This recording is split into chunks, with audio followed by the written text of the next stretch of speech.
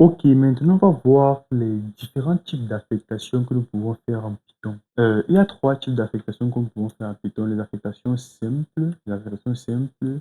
affectations parallèles et les affectations multiples. Pour les affectations simples, c'est ce que nous avons vu depuis le départ.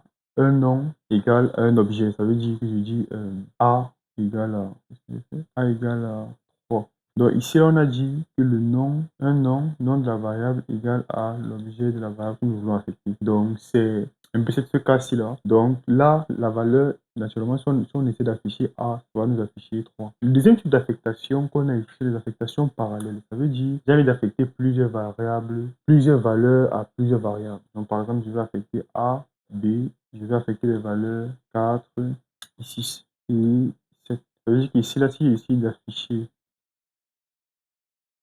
je vais afficher, je vais afficher A, ensuite je vais afficher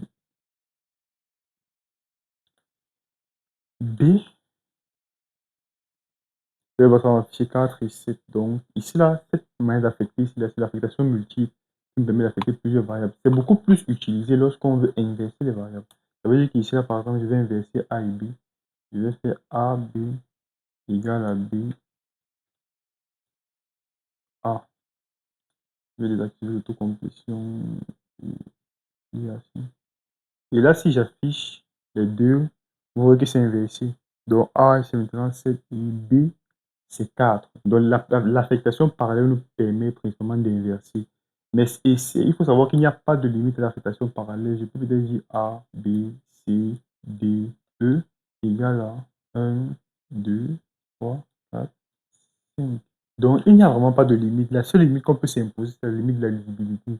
Au lieu de créer ça comme ça, là, vaudrait mieux passer par une affectation simple pour que ce soit plus lisible et savoir quel objet associé à tel autre. Maintenant, nous avons l'affectation multiple. Ici, là, c'est si je veux peut-être affecter une même valeur à plusieurs variables. Par exemple, je vais affecter 5 à A, B ici.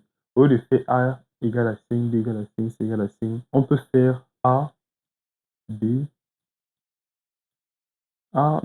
égale B égale C égale 5. Donc ici, si j'affiche A, j'affiche B, j'affiche C. Vous verrez que, bon, je supprime ça là. Vous verrez que ça nous affiche A, 5, B, 5 ici, 5 également. Donc, c'est ça les trois types d'applications en Python. Mais n'oubliez pas que, bon, déjà par rapport à ceci là, c'est que ce sera impossible de faire peut-être ceci, de dire que égal à C.